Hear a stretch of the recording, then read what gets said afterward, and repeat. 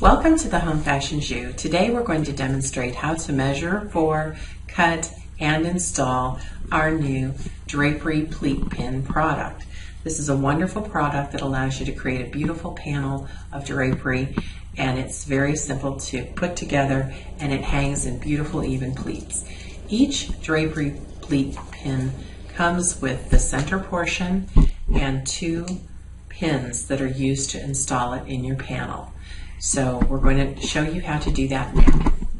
As with any project, you do have some tools that are necessary for you to complete it. And today I'm going to show you the tools that are needed to do this project. I will point out to you that every one of the tools are available at the Home Fashion Shoe. First, I have a workroom ruler, a clear workroom ruler. It is 4 inches wide and it is marked every 1/4 and 1/8 inch. These are invaluable in the workroom. I can't recommend them highly enough. Next, we have the punch that we will use to punch the holes in our drapery header. And you'll see that it's just a very small hole that is punched by this little tool. I will point out to you that this tool has a very sharp front or bottom edge, and you want to be very careful not to let that get nicked. So it takes great care in storing this to keep it from getting messed up so that you can use it over and over again. And it will last a long time. Next, we have our template tape that we have developed to help mark this product so that you can punch your holes accurately the first time and every time. You can make mistakes on this. You don't want to make a mistake when you punch your fabric. So this is just a preliminary step that will alleviate that problem. So you need that. Next, we have a rubber mallet that is available at the Home Fashion Shoe. This is a deadhead rubber mallet, and what's nice about this is it doesn't bounce back. It's sturdy enough to punch this tool down through the layers of fabric. It's not going to fly back at you. Really handy tool. Of course, we have a Sharpie marker. We always have to have a Sharpie marker. Finally, you need your kitchen cutting board or a piece of wood, because this punch, if you punch down into a hard surface, you will dull the edge of this punch. So you want to have something underneath, like a cutting board or a piece of soft wood. The next step is to measure where our holes are going to be punched, and for that we will use the template tape. Each drapery panel will have an inside edge that is towards the glass, the inner part of the glass, and an outside edge that goes towards the outer wall. For this product, we recommend that you start with your inside edge and go to the outside edge. So if you're doing a pair of panels, you will start from the right and go to the left, and then on the left and go to the right. For our purposes today, we're going to start on the right. At each of these points, you will have less than a full space because it is your leading edge and your drapery return.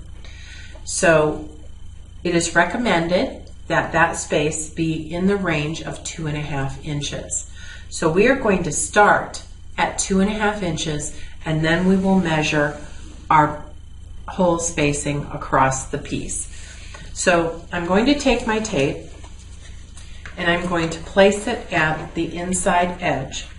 This panel measures exactly 47 inches. When you take a 54-inch piece of fabric and do a double hem on either side, you're going to get in the range of 47 to 48 inches of finished width. So in this case, it's 47 inches.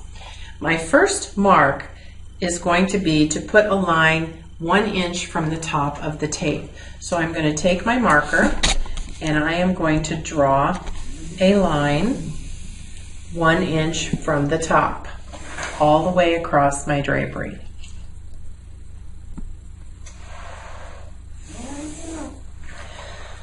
Next, I'm going to take my ruler and I am going to start, I'm going to place it down a little from the edge. First I placed it at the 1 inch mark. Now I'm going to place it at the 1/2 inch mark so that I'm not marking up my ruler. I'm going to come in 2.5 inches and I'm going to make a hash mark. I can slide this ruler so that I don't have to figure in fractions as I'm moving along marking my pleats. So I'm going to look at my chart, and I see that for a 47-inch panel, my spacing needs to be 5 1/4 inches. So I will make a hash mark at 5 1/4, 10 1/2, 15 3/4, 21. Then I can slide my ruler again and make a hash mark at 5 1/4, 10 1/2, 15 3/4, and 21. Obviously, this is going to be my last hole because I don't have enough drapery to make it any wider. So now that I have my template marked, be careful to cap your marker. You'll end up with a mess.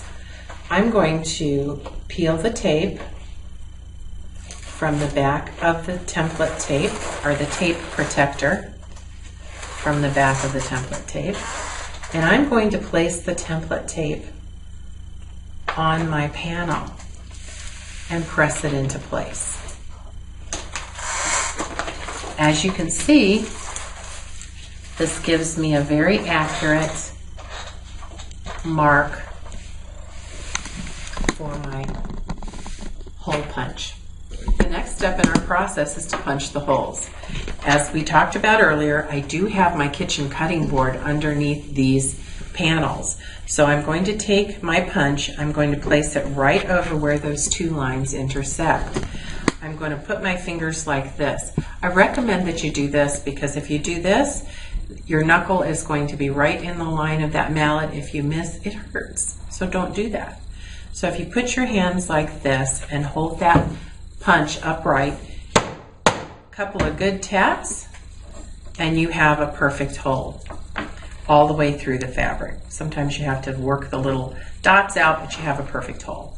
So I'm going to go along my panel, and again, I'm going to place my fingers so that I'm hopefully not going to smash them, and give it a couple of good wraps. So now we have our holes punched, and we can take our template tape off of our panel.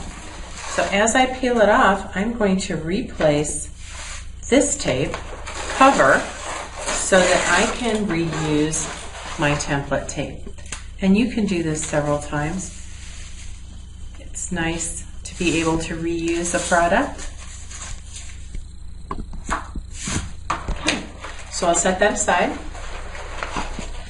And it's time to install our pleat pins. So I'm going to go ahead and start at my inside edge, and I take my pleat pin, put it into the first hole, and install it onto the centerpiece. I then take my second pleat pin, put it through the next hole, position it into the pleat pin center, and tighten that down.